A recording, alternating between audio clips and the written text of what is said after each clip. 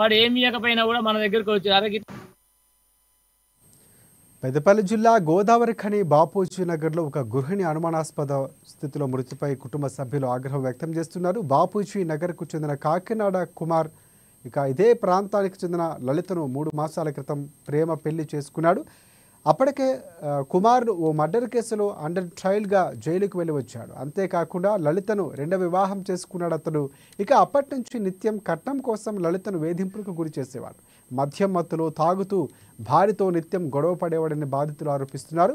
ఇదే క్రమంలో నిన్న రాత్రి జరిగిన సంఘర్షణలో తన కుమార్తెను భర్త కుమార్తో పాటుగా అతని కుటుంబ సభ్యులు చంపారని మృతురాలు తల్లి శారద ఆరోపిస్తోంది.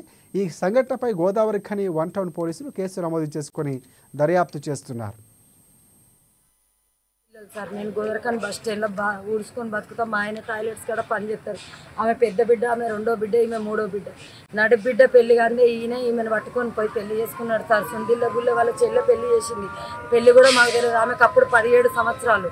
17 సంవత్సరాలు అయితే నేను కేసు పెడతానని పోతే మా పెద్ద ఆడబిడ్డ అద్దు నా తమ్ముని బిడ్డని మేమే చేసుకున్నాం, నేను చూస్తా అన్నది.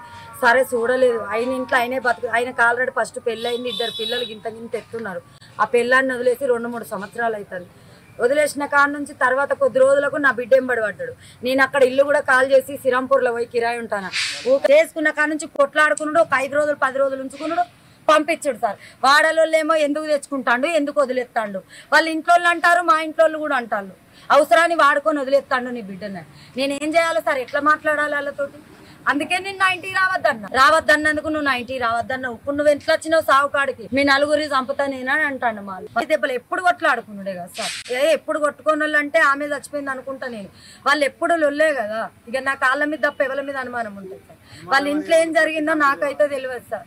అంత పిరికిదైతే కాదు సార్.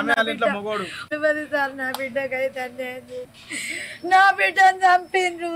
నా బిడ్డ